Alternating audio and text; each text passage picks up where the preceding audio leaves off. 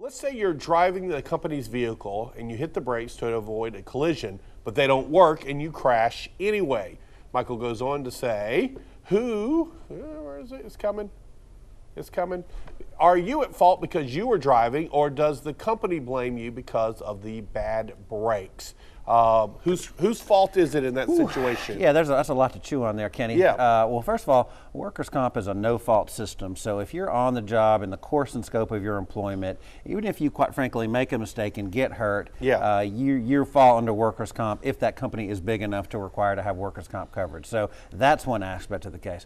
But as a lot of times, particularly when there's driving involved, delivery people involved, that can involve third-party litigation, we called it. So right there, if you have a brake issue, well, that could actually result in a lawsuit against the brake company, sure. for faulty brakes. And then if you're driving the car, the brakes fail, you hit someone else, that person very well would likely sue you. Now, of course, your company would pick up your defense. You won't be personally responsible. So really, that little question had three serious potential litigation kind of components. Right. So a lot happened in that small question. Caroline, what are your thoughts? I would agree that it has to occur within the course and scope of your employment. Right. If you just took your company vehicle out for a joyride, this might be a different conversation. Right. So it's important to make sure that you were doing something to further your employment. Okay, I got you. So if you just took it out and you decided, hey, I need a break and I'm driving up to 7-Eleven.